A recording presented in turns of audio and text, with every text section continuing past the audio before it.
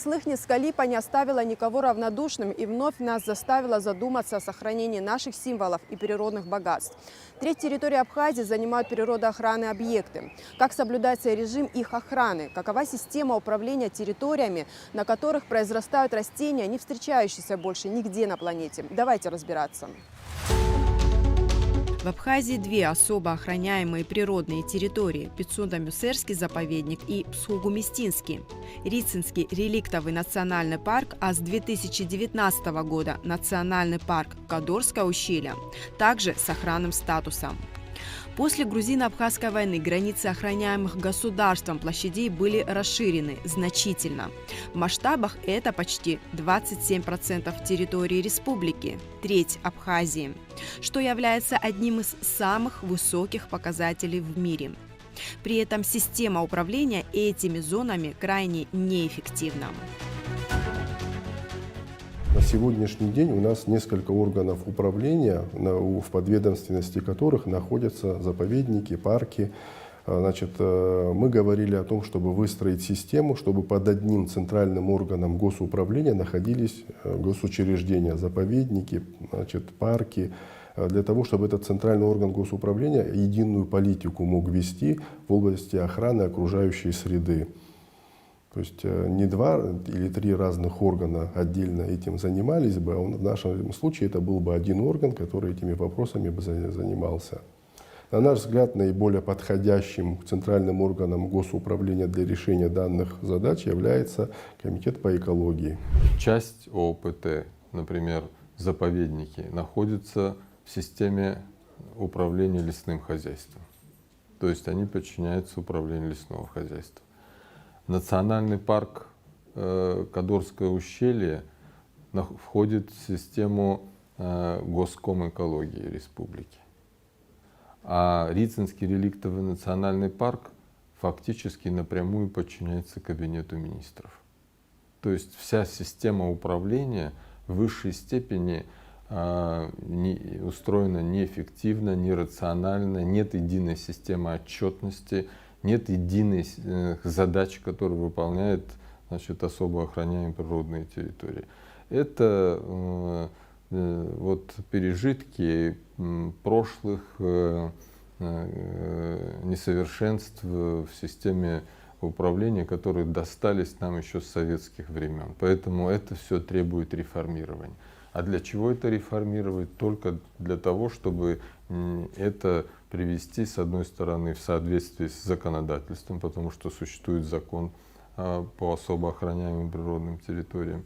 И это одна сторона, юридическая сторона, правовая сторона вопроса, а другая управленческая, которая должна обеспечить эффективность, в первую очередь,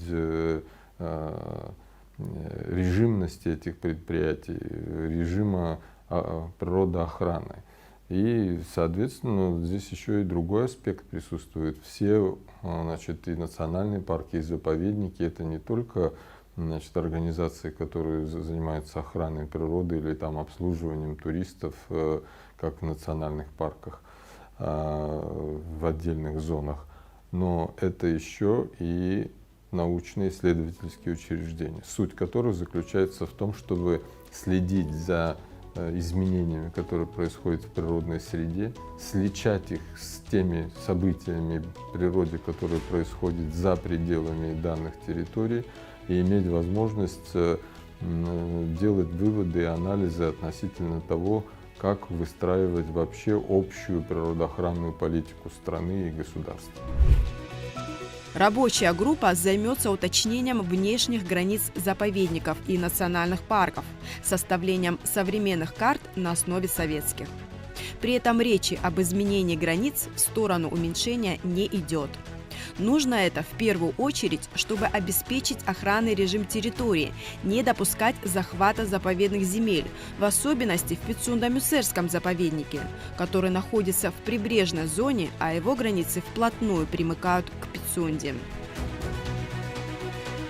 Границы заповедников и национальных парков в прошлые времена это были, значит, границы, которые устанавливались по картам разных масштабов, заповедники до сих пор у нас располагают картами 60-х годов, на которых указаны кварталы лесничеств с такой условной достаточно привязкой к местности. Сегодня в стране создана кадастровая палата. Сегодня в стране создана специальная система, которая позволяет определять с высокой точностью координаты участков. И поэтому для того, чтобы мы в будущем не имели конфликтов на границе с заповедниками, связанными с захватами земель, вольными, невольными, по-разному, трактуемыми, границами, сегодня нужно провести четкое, разграничение территорий, которые находятся под особо охраняемым природным. Каждое ОПТ должно знать и иметь точные карты со своими границами для того, чтобы обеспечить их охрану заповедных территорий. Было принято решение привести в соответствие, опять же повторяюсь, привести в соответствие с действующим законодательством Республики Абхазия организационно-правовую форму каждого заповедника, парка, указанного в распоряжении. Никаких границ мы еще не определяли и ни с какими проблемами мы еще не сталкивались в этой сфере правового регулирования. Члены комиссии намерены повторить старые советские границы. Во многих случаях есть и заборы, и даже если они разрушены, то видно, где они проходили. Перед Пицунско-Мюсерский заповедник, там частично забора может быть и нет, но видно, где он проходил, нужно просто повторить старые границы. Бывают нюансы, когда границы проходят по труднодоступным местам. То есть там, где человеку физически трудно пройти, но там, как правило, в описаниях это естественные рубежи, горы, реки, вот такие ориентиры есть. Сегодня техника позволяет более точно определять границы. Это очень актуально на данный момент, потому что у Пицунда-Мюсерского заповедника есть свой устав, но в связи с изменениями границ за последние 30 лет необходимо установить актуальные. И в уставе тоже нужно доработать некоторые пункты, которые относятся к таким вопросам, как буферная зона, например. То есть это понятие стерто, его нет установленной буферной зоны какой-то определенной, и этот вопрос нужно срочно поднимать, потому что Пицунда активно сейчас застраивается, и так как наш заповедник находится в эпицентре этого строительства и является лакомым кусочком, то это очень актуально. И создание современных карт на основе старых советских будут очень полезны, потому что при любом строительстве мы получаем запросы от администрации Пицунды, относится ли та или иная часть к заповеднику. И нам приходится собственноручно сооружать современные карты. Мы берем снимки карт с космоса, Google Maps, накладываем старые советские и таким образом устанавливаем точные границы. Но, как вы понимаете, это все не точно, есть погрешности от 1 метра до 5, до 10, поэтому это очень важно сейчас провести эту работу, чтобы в дальнейшем пресечь незаконное строительство в границах и на границах заповедника. Инциденты с нарушением режима особо охраняемых природных территорий сплошь и рядом, что напрямую влияет на экосистему заповедников. Поэтому так важно привести правовые нормы в соответствие с природоохранным законодательством и обеспечить их исполнение. В таких густонаселенных местах, таких как, например, Пицунский мыс с заповедной Пицунской сосновой рощей, там, как и в советское время, роща была огорожена, вся роща. И ограда, естественно, является защитой, предохраняющей от проникновения, возможность, контроля за режимом. И поэтому одним из важнейших выводов это должно быть завершение того проекта, который представляет собой полное ограждение Пицунской сосновой рощи в пределах курорта Пицунда и прилегающих территорий, вообще города Пицунда. Есть у нас такая улица, Кипарисовая аллея. Она связывает город с пляжем. Это очень старая аллея, она всегда существовала и, получается, прорезает заповедник насквозь. Там высажены кипарисы, еще дореволюционные посадки были. И в этой зоне сейчас активно развивается коммерция. Это кафе, магазины сувенирные. И так как это место граничит с заповедником, люди очень многие нарушают границы, демонтируют забор, размещают свои хозяйственные приспособления на территории заповедника. И так как эта улица не обладает нужными коммуникациями, то все это выводится в том числе и в заповедник. Мы с этим боремся. Год назад мы начали раздавать предписания предпринимателям о том, что они должны восстановить целостность забора и вернуть в первоначальный вид территорию заповедника. И только сейчас, через год, лед тронулся и начали приводить в исполнение эти предписания. Также это относится к незаконному строительству. Совместно с администрацией города сейчас ведется активная работа по устранению незаконных сооружений и приведению в соответствии к нормам определенным. Есть и нашумевшие скандальные истории на территории Пицунской сосновой рощи, когда, так сказать, происходили, так сказать, строительство, так сказать, захват данных территорий. Но в данном случае вот результатом деятельности этой комиссии и создания карт, точных карт, это тот результат, который позволит в будущем избежать подобных конфликтных ситуаций, спорных ситуаций, вольных трактовок, когда разные там субъекты хозяйственной деятельности или частные лица могут по-своему трактовать, значит, границу своих участков, границу заповедника. Специалисты надеются, что, изменив саму систему управления заповедными территориями, удастся ужесточить режим охраны территории с ее уникальными памятниками природы и восстановить научную деятельность. В 1996 году был создан Рицинский реликтовый национальный парк, территория которого была почти в 3 раза больше увеличена по сравнению с госзаповедником, Рицинским госзаповедником. Я был председателем Государственной комиссии и инициатором создания нацпарка. Значит, мы все прекрасно понимали, и был разговор у Владислава Григорьевича по этому вопросу.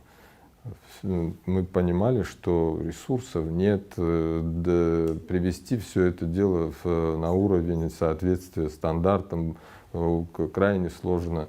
Но если бы тогда не было принято это решение, сегодня создать национальный парк было бы уже невозможно. А почему? Ну, потому что хозяйственная деятельность, частные интересы, значит, они бы никогда не позволили бы, лоббирование этих интересов никогда не позволило бы создать такой национальный парк. Та же самая ситуация с Кадорским ущельем. Кадорское ущелье сегодня самый большой национальный парк в республике. Он сегодня весьма далек пока еще от стандартов режима охраны, но мы зарезервировали данные территории, мы оконтурили бассейн реки Кадор, который является сегодня самой мощной рекой в Абхазии, и ее бассейн представляет собой бассейн, который формирует несколько кубических километров чистейшей питьевой воды.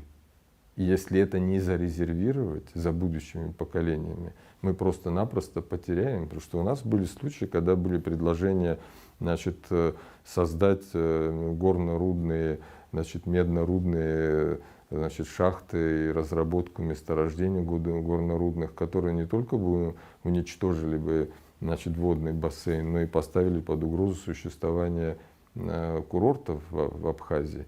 Поэтому эти вещи являются сегодня, на первый взгляд, кажущиеся не первостепенными, но они с годами будут приобретать очень важное значение. И завтра наши потомки скажут не просто спасибо, они скажут, насколько были дальновидными наши предки.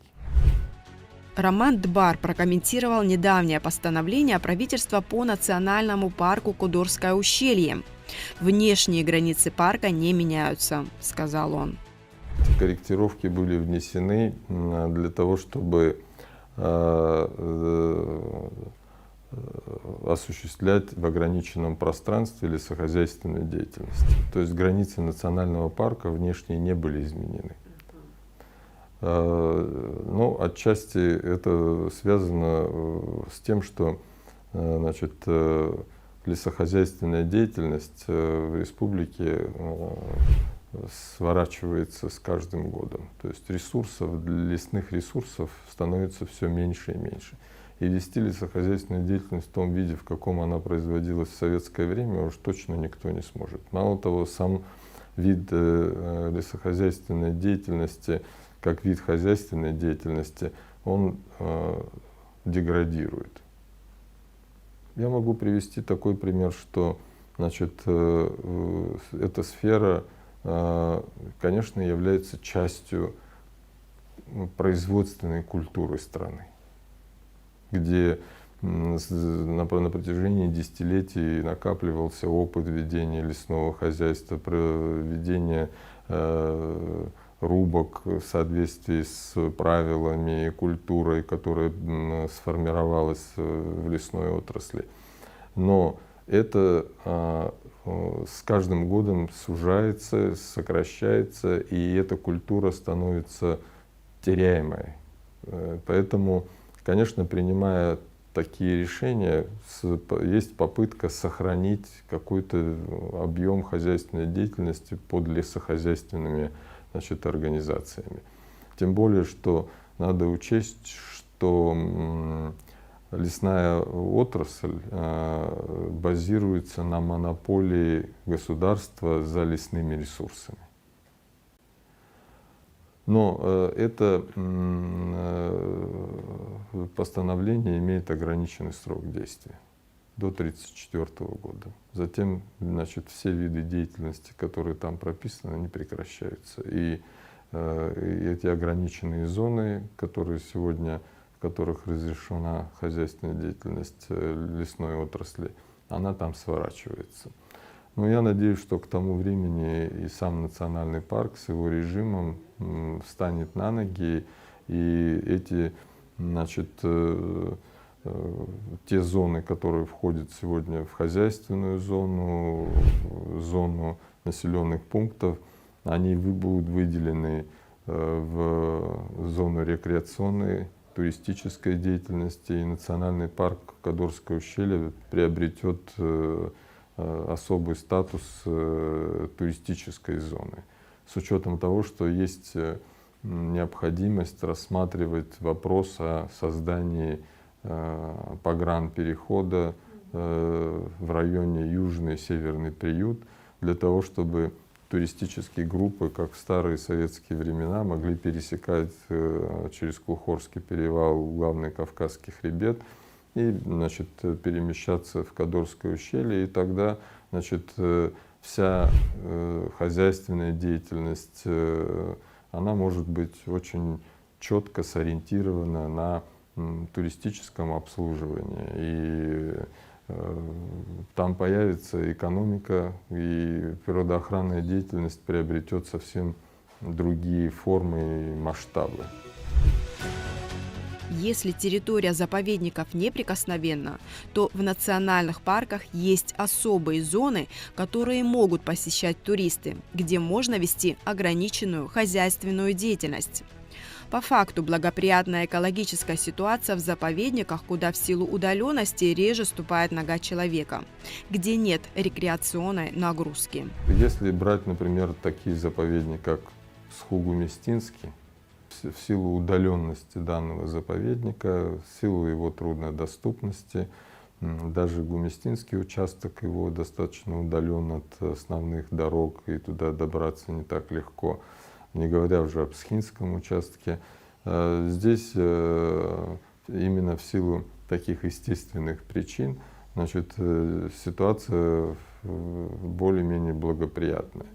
Что же касается Пицунда-Мюссерского, он оказался в зоне очень активной хозяйственной, туристической деятельности. Отсутствие, например, ограждения в Пицунской сосновой роще превращает ее в какой-то городской парк, по которому свободно там могут перемещаться люди, там бросать, значит, мусор, там разводить костры и так далее. Значит, естественно, что касается Мюссерского участка, он фрагментирован на отдельные, так сказать, фрагменты и тоже находится между, значит, селами Лдза, значит, Агараки, Мгудзерхо. И естественно, что там человеческий фактор тоже значителен. Поэтому, когда речь идет о, так сказать, вот соблюдении режима, надо в первую очередь обратить внимание именно на те территории, которые сегодня подвергаются самому сильному воздействию человека. Активное посещение Рицинского национального парка транспортом, туристами, он как-то влияет, дисбаланс какой-то создает экологический? Должны ли быть какие-то ограничения на посещение? Пока таких ограничений нет. Но они обязательно появятся, потому что у природной среды есть своя емкость. Та емкость, которая позволяет принять, так сказать, обслужить определенное количество людей. Многие национальные парки, заповедники в мире, значит, имеют такой обязательный порядок. То есть на территории парка в данный конкретный момент может находиться ограниченное, определенное число людей. Вышли, взамен зашла новая партия. То есть это не может быть такой вот абсолютно, значит, безразмерной системой, которая может принимать бесконечное число людей. Транспорт, наличие людей, обслуживание их — это все вещи, которые оказывают воздействие на окружающую среду. Каждый человек, который приехал в национальный парк, принимает пищу, значит, формируются естественные отходы жизнедеятельности, значит, выхлопные газы автомобилей, шум, который производится. Это все факторы, которые оказывают влияние на природную среду. Поэтому сегодня этого нет, но завтра это обязательно появится. Мало того, может быть даже случится так, что через какое-то время то, что мы сегодня считаем как бы фантастическим, скорее всего, транспорт вообще не будет допускаться на территорию национального парка, он будет весь оставаться где-то внизу, а вверх будут подниматься там электрокары или автомобили, которые оказывают минимальное воздействие на природную среду. Мало зафиксировать незаконное строительство на территории заповедников. Понадобится не 1 месяц, чтобы снести постройки. Про штрафные санкции лучше промолчать. Они не работают. Наши предписания, они носят такой характер предупредительный больше, и мы должны дальше обращаться в правоохранительные органы, а они дальше в прокуратуру, потому что у нас нет таких полномочий штрафовать кого-то, сносить и так далее. Мы постоянно вызываем участковых при нарушении, и на устранение, например, какого-то переносного даже объекта уходит месяц, а то и больше, чтобы все это сдвинуть с места, написать нужные инстанции и донести до людей, которые это организовывают, что место неподходящее для размещения коммерции. Одно дело выявить нарушение, а это очень тяжело. Наша территория, она огромная, 3700 по последним данным гектаров в общем, да, заповедника. Это и прибрежная равнина, и нагорные массивы мюссерские. Но это тяжело за такой территорией следить, и даже за прибрежной полосой. То есть люди возводят свои сооружения, бывает за 1-2 дня. И бывают выходные, когда у людей, у наших лесников выходные, то есть Нам повезло, что Пицунда маленькая, мы все помогаем друг другу, сообщаем о таких нарушениях, и есть время как-то устранить. Штрафные санкции. Штрафы мы не можем выписывать, мы должны вызывать участковых. Они приезжают, останавливают строительство, потом дальше там они, получается, делают запрос в отдел архитектуры, он находится в Гагре. Инспектор должен выехать на место, то есть очень волокита большая. Поэтому до устранения, может месяц этот период занять. Значительное повреждение лыхнинской многовековой липы злоумышленниками вызвало справедливое возмущение в обществе. Между тем, краснокнижные столетние пицунские сосны не символ, как липа, но известный на весь мир бренд Пицунды закатывают в бетон и вбивают к коре деревянные конструкции. Каждый такой факт также требует публичного обсуждения и реагирования со стороны госструктур. Этот акт вандализма, связанный с липой, да, многовековой, можно провести параллель между Пицундо-Мещерским заповедником и этим событием, потому что основной древостой сосновой рощи, он как раз-таки состоит из возрастных деревьев, которым за 100 лет. И просто, к сожалению, люди не понимают, что это такое.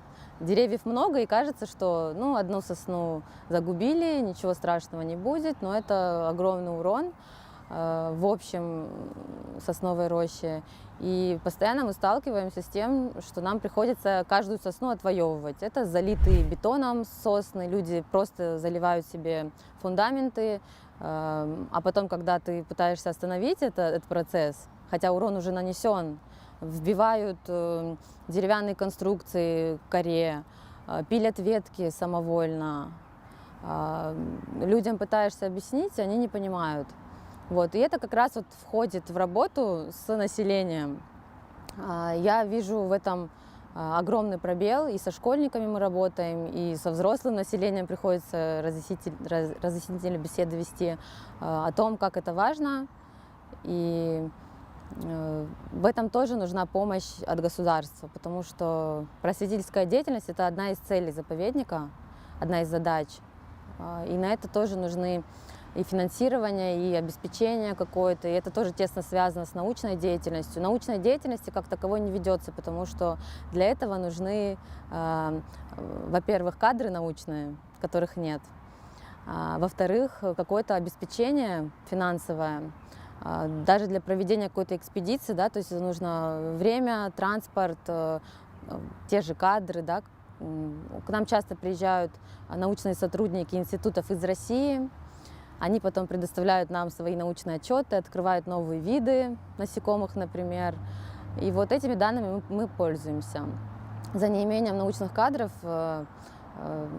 скажем так, единственный кадр – это я на данный момент, но из-за того, что приходится выполнять много других обязанностей, то не получается заниматься даже тем, чтобы мы могли без финансирования сделать. Пока что мы ведем просветительскую деятельность со школами, со школьниками, пересаживаем саженцы сосны, проводим субботники, ведем активную пропаганду в соцсетях, и пока это все, что мы можем. Охранный статус территории сдерживает растущие аппетиты недобросовестных граждан по освоению заповедных зон. Оптимизация системы управления такими территориями – это еще один шаг к сохранению уникальности природы.